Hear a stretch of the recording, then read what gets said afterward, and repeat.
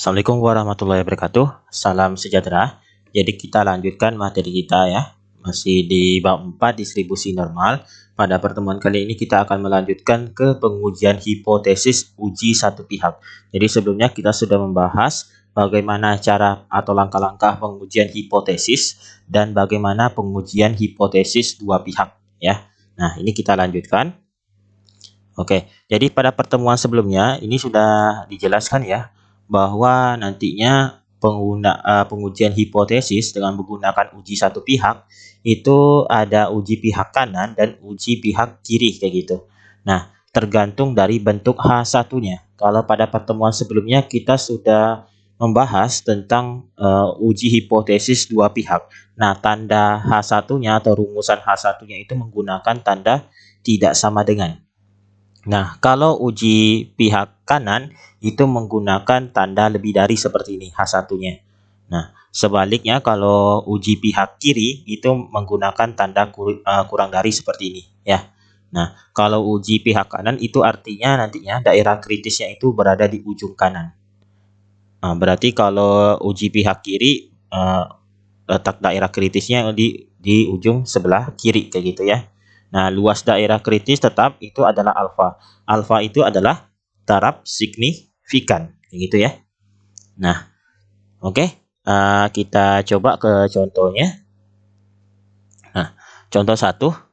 Masyarakat mengeluh karena isi bersih makanan X dalam kaleng tidak sesuai dengan yang tertulis pada etiketnya, yaitu sebesar 10 ons. Untuk itu dilakukan penelitian. Sampel diambil secara acak yang terdiri atas 21 kaleng makanan X. Nah, diperoleh bahwa rata-ratanya itu 9,8 ons dan simpangan bakunya itu 0,4 ons. Dengan taraf nyata 0,05, tentukan kesimpulan apa yang kita peroleh mengenai keluhan masyarakat tersebut. Oke, cukup jelas ya masalahnya. Jadi di sini kita tuliskan dulu apa yang diketahui ya.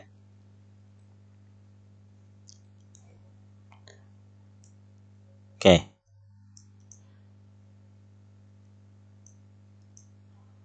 Nah, yang diketahui dari soal ini,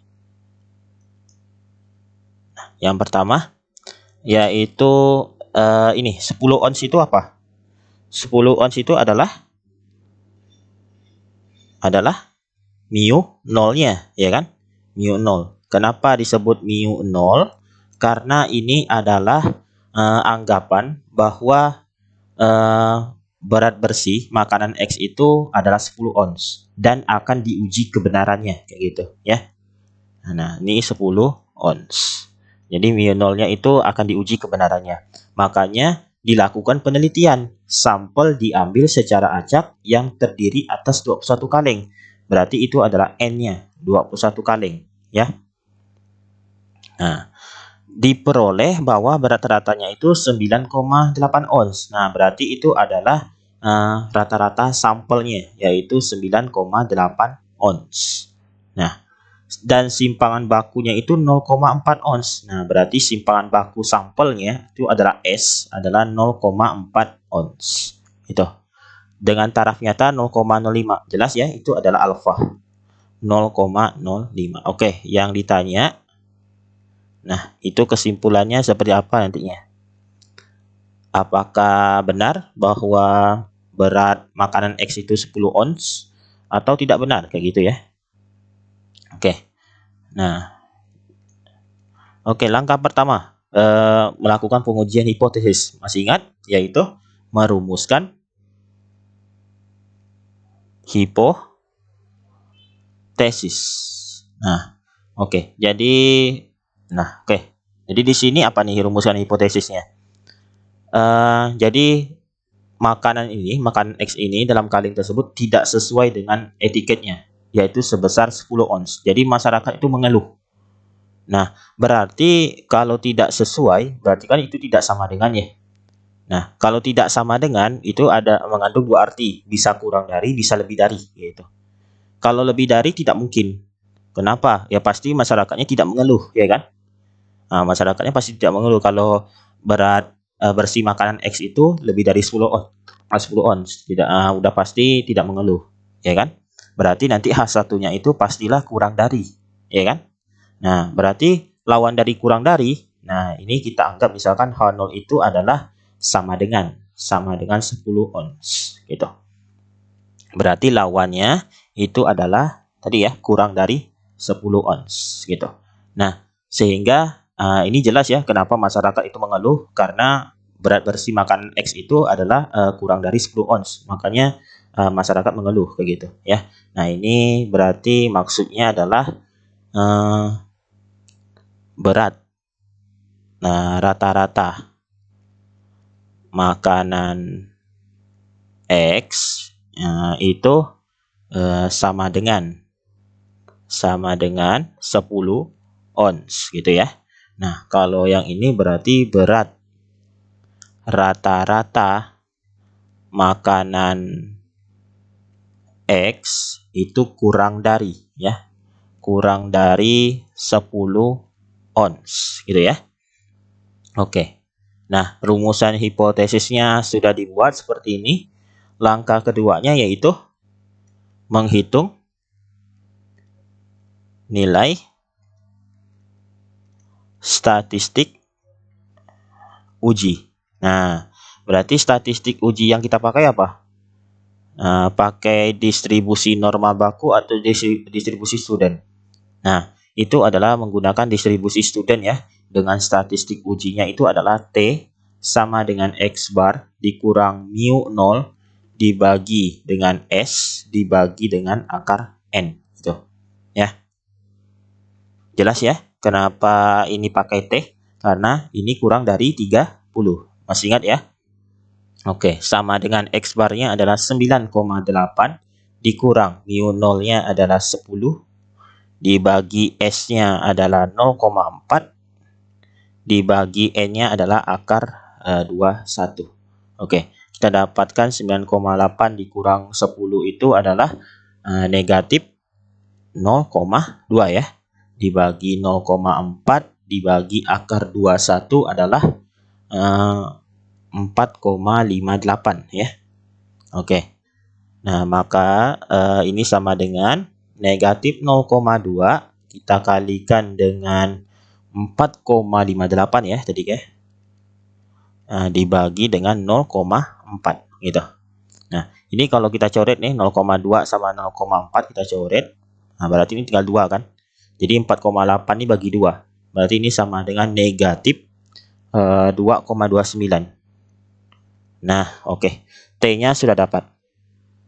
Nah, langkah ketiga yaitu menentukan taraf signifikan. Nah, alfanya tadi sudah ditentukan bahwa 0,05 ya. Oke, yang keempat menentukan daerah kritis. Oke. Nah, jadi karena H1-nya itu bentuknya kurang dari, maka nanti daerah kritisnya berada di ujung di sebelah kiri ya. Oke. Nah, kita gambarkan gambar distribusi normalnya. Oke. Nah, ini 0 di sini. Nah, ini D1. Oke. Nah, letak daerah kritisnya di sini. Oke. Ini adalah daerah kritis. Daerah kritis. Nah, luasnya itu sama dengan alfa sama dengan 0,05 gitu ya. Oke. Nah, karena ini menggunakan distribusi student, maka kita harus cari dulu luas daerah dari D1 ini ya, D1 ya, sampai ke kanan. Nah, oke. Luas daerah dari D1 ke kanan. Nah, luasnya gimana nih? Berarti sama dengan 1 dikurang 0,05. Maka kita dapatkan adalah 0,95. Oke. Nah, lalu distribusi student kita perlu yang namanya DK. DK itu sama dengan N dikurang 1. Jadi 21 dikurang 1. Jadi 20. Ya kan? Oke. Nah, 21 dikurang 1 jadi 20. Nah, selanjutnya kita lihat tabel T. 0,95. Nah, ini kan. Lalu DK-nya 20 yang ini. Nah, makanya kita dapatkan yang ini. Oke. Nah, ini 1,725 ya. 1,725. Nah, sesuai tabel T, maka diperoleh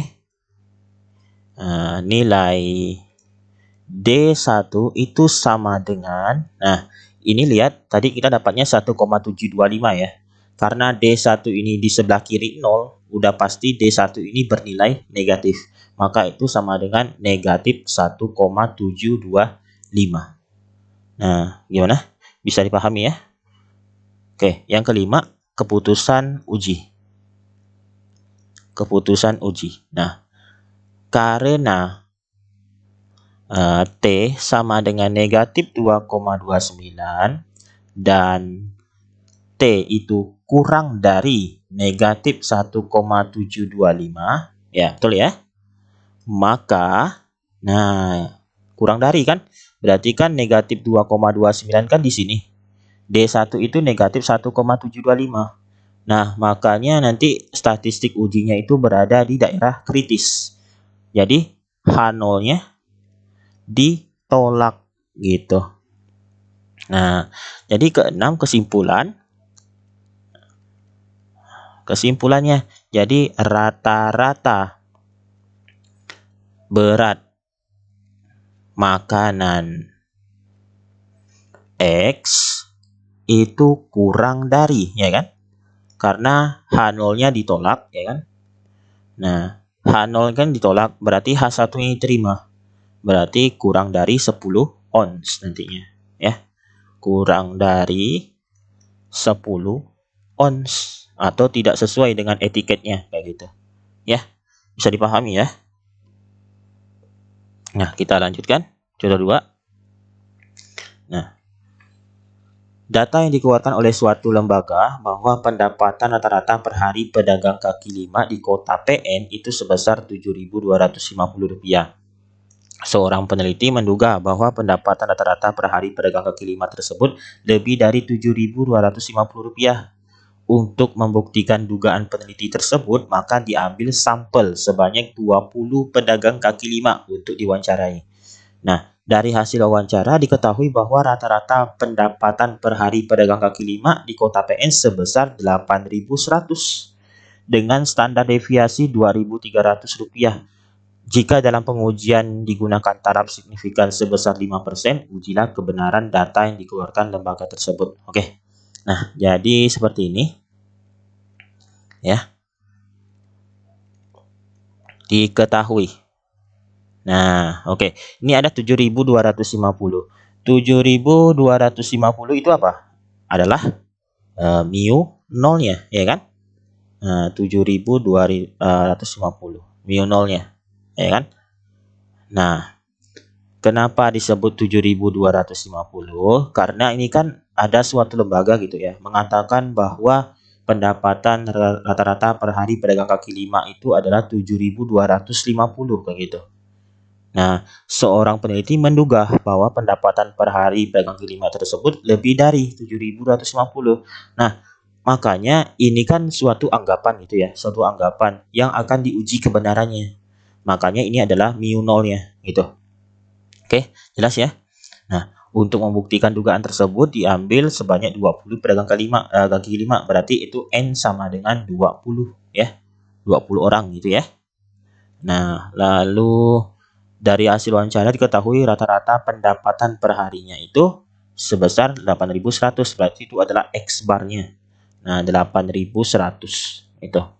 Dengan standar deviasi 2.300. Nah, berarti itu adalah sigma S ya. 2.300. Oke. Alfanya 5%. Berarti sama dengan 0,05. Oke. Yang ditanya, oke, kesimpulan nanti seperti apa ya? Nah, oke. Langkah pertama yaitu merumuskan hipo Hipotesis. Oke. H0. H0. Nah, jadi lembaga itu mengatakan bahwa pendapatan rata-ratanya itu sebesar 7.250. Ya udah, berarti itu sama dengan, berarti mu sama dengan 7.250. Ini artinya rata-rata pendapatan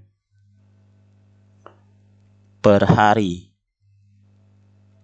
pedagang kaki lima, PKL ya, saya singkat PKL, itu sebesar Rp7.250 gitu ya.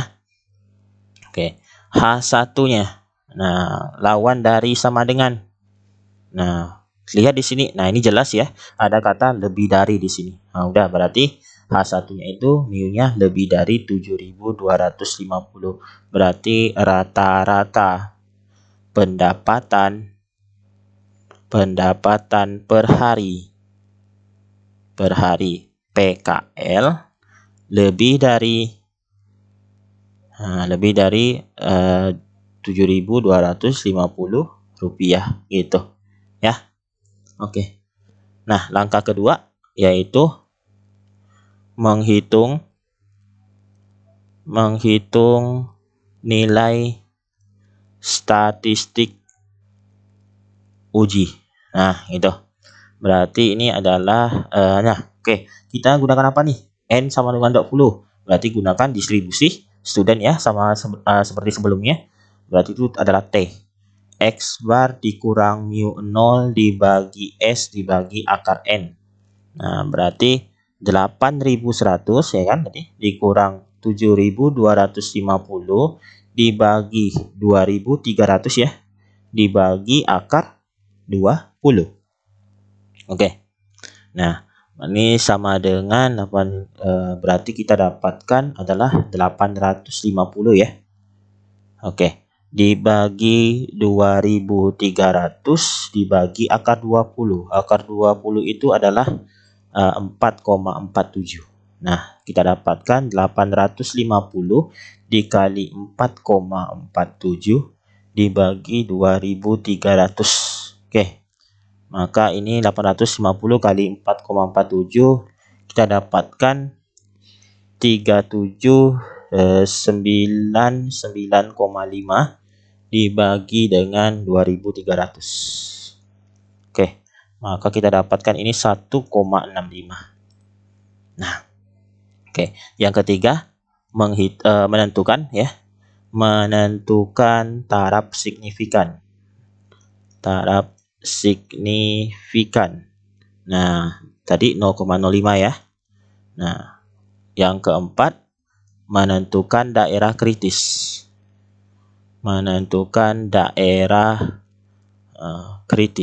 Nah, daerah kritisnya tentukan berdasarkan H1. H1-nya itu bentuknya lebih dari seperti ini. Nah, lebih dari berarti letaknya di ujung kanan ya.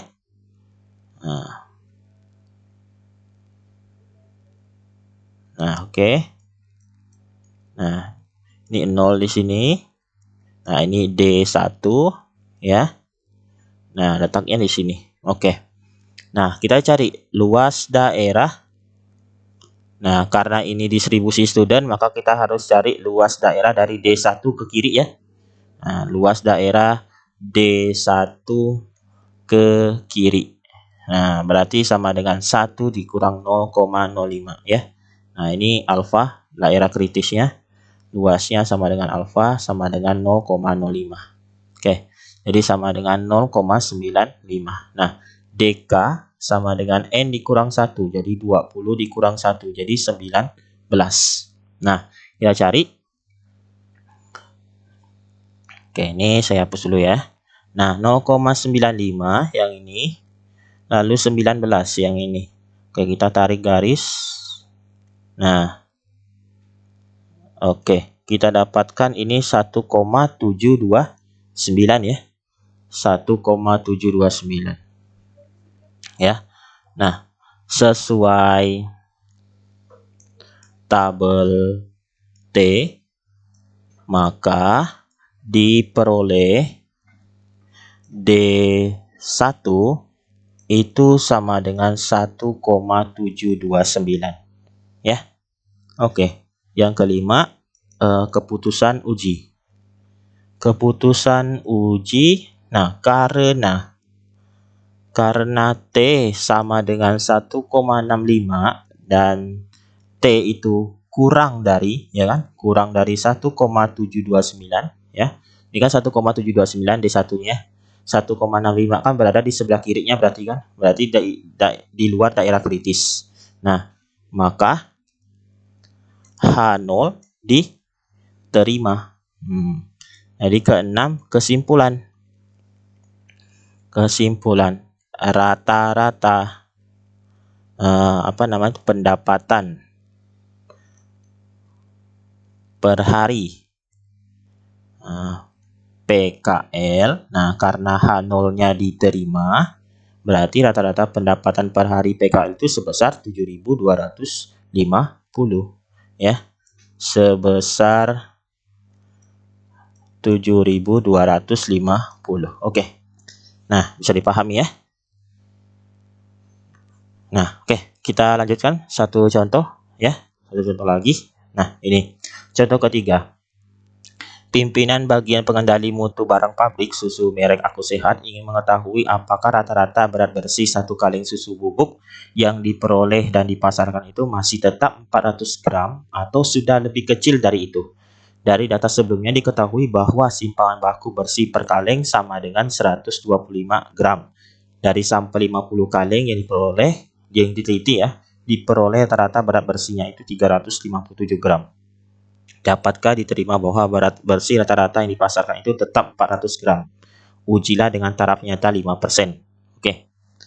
Nah, yang diketahui apa nih? Nah, 400 gram itu apa? Adalah mu nolnya ya. 400 gram adalah mu nol. Jelas ya? Karena ini kan pimpinan bagian pengendali mutu barang pabriknya itu mengatakan bahwa atau ingin mengetahui bahwa berat bersih satu kaleng susu itu masih 400 gram atau sudah lebih kecil dari itu. Berarti 400 gram ini yang akan diuji kebenarannya, gitu ya. Oke, dari data sebelumnya diketahui bahwa simpangan baku bersih. Nah, berarti ini adalah simpangan baku populasi. Nah, dari data sebelumnya berarti sudah menguji lebih dari 50 kaleng ya. Simpangan baku itu adalah 125 gram. Nah, berarti adalah sigmanya 125 gram. Oke, dari sampel 50 kaleng berarti N sama dengan 50 kaleng. Nah, diperoleh rata-rata berat bersihnya itu 357 gram. Berarti itu adalah X bar ya. Nah, oke. Alfanya adalah 5%. Nah, 0,05. Jelas ya? Ditanya, oke, kesimpulan. Kesimpulannya seperti apa nantinya? Apakah masih tetap 400 gram atau sudah lebih kecil dari itu? Nah, oke, langkah pertama merumuskan hipotesis. Nah, jadi H0 itu adalah, masih tetap 400 gram ya, masih tetap 400 gram atau sudah lebih kecil dari itu. Nah, jelas ya? Berarti H0-nya itu adalah mu sama dengan 400. Jadi rata-rata berat bersih ya, berat bersih satu kaleng susu bubuk, satu kaleng susu bubuk itu masih tetap 400 gram. Nah, oke. H1-nya berarti mu kurang dari, jelas ya, sudah lebih kecil dari itu. Berarti 400 ini. Nah, rata-rata berat bersih satu kaleng susu bubuk itu lebih kecil dari 400 gram. Oke. Nah, langkah kedua yaitu menghitung nilai statistik uji ya. Nah, statistik uji yang digunakan apa? Nah, N-nya sama dengan 50, berarti lebih dari 30 ya. Maka kita gunakan distribusi normal baku. Statistik ujinya adalah Z sama dengan X bar dikurang mu 0 dibagi sigma dibagi akar N. Berarti sama dengan 357 dikurang 400 dibagi 125 dibagi akar 50. Kayak gitu. Nah, jadi ini sama dengan negatif 43 dibagi 125 dibagi akar 50 itu 7,07. Nah, sama dengan negatif 43 dikali 7,07 dibagi 125. Oke, negatif 43 dikali 7,07 kita dapatkan negatif 304,01 dibagi 125. Nah, sama dengan negatif 2,43 gitu. Nah, oke. Yang ketiga yaitu menentukan taraf signifikan. Nah, taraf signifikan tadi alfa sama dengan 0,05 ya. Nah, yang keempat menentukan daerah kritis. Nah, oke. Daerah kritisnya ditentukan berdasarkan bentuk H1. H1 itu bentuknya rumusannya adalah kurang dari ya.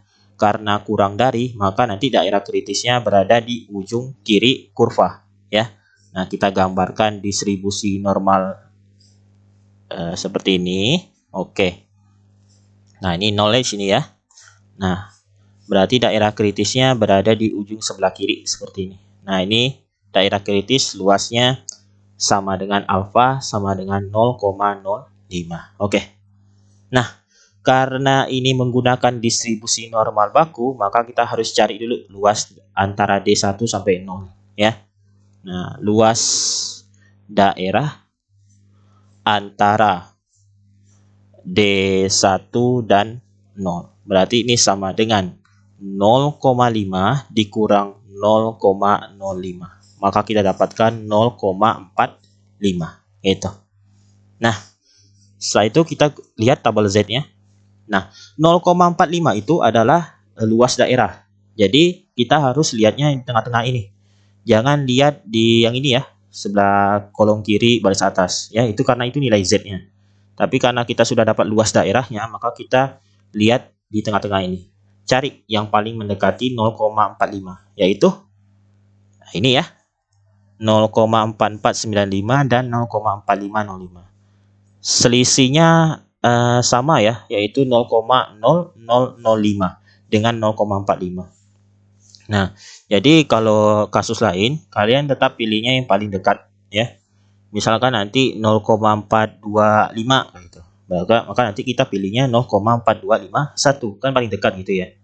0,4236 tidak usah. Berarti kan jaraknya 0,0005 ya, lebih jauh. Kalau ini kan 0,0001.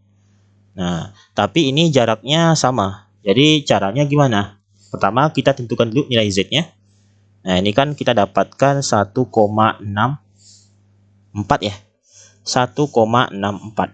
Nah, kalau yang 0,4505 kita dapatkan Z-nya 1,65. Ya. Nah, 1,65. Jadi ini kita tambahkan 1,65. Kita bagi 2. Maka kita akan peroleh ya, hasilnya itu 1,645 itu. Nah, ini jauh lebih teliti ya. Hasilnya 1,645. Oke. Nah, sesuai tabel Z diperoleh D1, nilai D1-nya itu sama dengan 1,645 ya. Karena di sebelah kiri 0, maka itu adalah negatif 1,645. Gimana? Bisa dipahami? Oke. Yang kelima, keputusan uji. Oke. Nah, karena nilai Z-nya itu sama dengan negatif 2,43 dan Z kurang dari dari negatif 1,645, berarti Z ini atau nilai statistik ujinya itu berada di daerah kritis ya. Kan D1-nya 1,645, negatif 1,645. Nah, berarti berada di daerah kritis. Maka H0 ditolak gitu. Kesimpulan. Nah, H0-nya ditolak, berarti H1-nya yang diterima, yaitu rata-rata berat bersih 1 kaleng susu bubuk lebih kecil dari 400 gram. Gitu. Rata-rata berat bersih 1 kaleng susu bubuk lebih kecil dari 400 gram. Oke. Nah, gimana? Bisa dipahami ya? Nah, itulah pengujian hipotesis dengan menggunakan uji satu pihak.